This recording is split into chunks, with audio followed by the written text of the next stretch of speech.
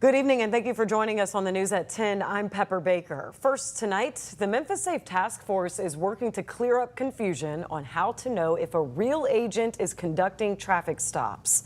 We first told you last night on the news at 9 about concerns surrounding task force traffic stops after agents say this man impersonated a member of the TBI.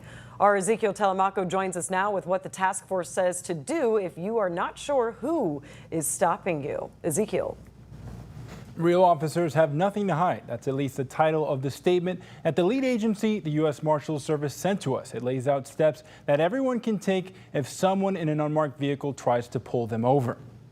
The Memphis Task Force is answering new questions after agents arrested 47-year-old Andrew Lee. Investigators say Lee claimed to be a TBI agent and showed what looked like an official badge during a traffic stop. The task force confirmed that Lee is facing state charges, not federal charges, because TBI is a state agency. We asked the task force, how can anyone trust that the person in an unmarked vehicle is not fake? And on Thursday, the U.S. Marshals Service answered our list of questions. They say they have not issued any new internal policy changes following the incident, but have reminded officers to practice situational awareness. The task force also said that the woman seen with the suspect was identified and is not believed to be involved. Then later on Thursday, the U.S. Marshals Service released more details on what to do to make sure an agent is legitimate. They sent a memo titled, "Real officers have nothing to hide. If in doubt, ask to verify." They say that real officers will always identify themselves, state their agency, and show both a badge and official ID. They say if anyone feels unsure, they should call 911 to verify the stop, and a real officer will wait until their identity is confirmed. The guidance says drivers can request a marked unit and can move to a well-lit public area if they feel unsafe. It also warns that real officers will never demand money, ask for financial information,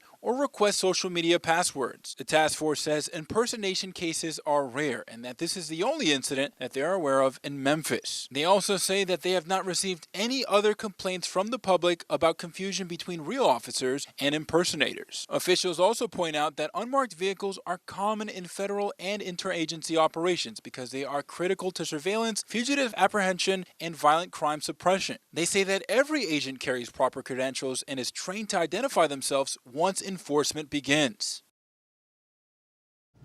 The Marshals Service also says that anyone who is armed or wanted for a violent offense should comply and with the command's words and then work to verify with law enforcement the agent's identity. And they say it's more important to protect lives and to make sure that the situation is resolved safely. Live in studio, I'm Ezekiel Telemaco.